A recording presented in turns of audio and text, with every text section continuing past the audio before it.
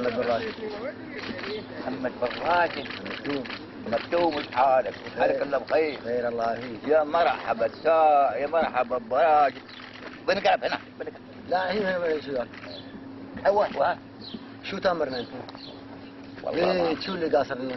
والله ما قاصر يا الحمد لله طال عمرك. انتوا كفايه بس نزفع عليكم شوفتكم بالدنيا بس كافيه. ما يحتاج لكم اوامر وما ادري شو. لا انا جايينك اشوف شو اللي محتاجين. والله هذا اللي تبغاه. عندنا بيت متخيل تخيل لكن هو ما يبي شوي تصليح هين. لا ما نبغى تصليح بنسوي لك جديد مره. عاد وين بطش عاد خلاص. نحطه مره وين تبغى؟ زي هو بده تطول انت ولا كان انا وين بنصير عاد خلاص. مكانك هني. ايه هني بنسوي. واللي تامر عليه ان شاء الله بتجي. يا مرحبا يا مرحبا مرحبا طويله مرحبا طويله. يلا مرحبا بدها. ولا تتعقب. والله ما عرفتك ديت عنك طول ابوك. بس الحين عرفتني. اي نعم. ها؟ نعم.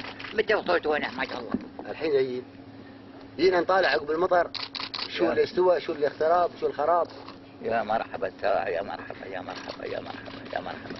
حكمنا بسيط، حكامنا بسطاء، القيادة عندنا جدا بسيطة، الترابط مع الناس بشكل بسيط هو سبب نجاح، أحد أسباب نجاح القيادة في دولة الإمارات العربية المتحدة بشكل عام، وأحد مميزات قيادة صاحب السمو الشيخ محمد. هي لا الله يسلمك جايين نطالع شو تحتاجون وشو الأمطار خربت عليكم. لا الحمد لله حد هي وحد لا. إن شاء الله. هو قريب جدا من الناس، رجل متواضع ورجل ميزته أيضا هو رجل دائما متفائل وإيجابي، والناس دائما تحب الإنسان المتفائل ويعكس هذا بطريقة إيجابية أيضا على الناس من حوله.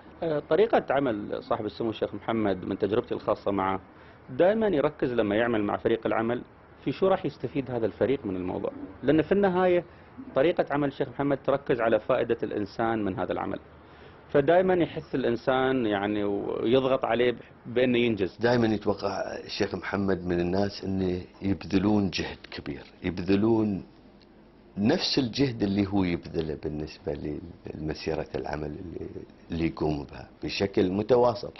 صراحة أنا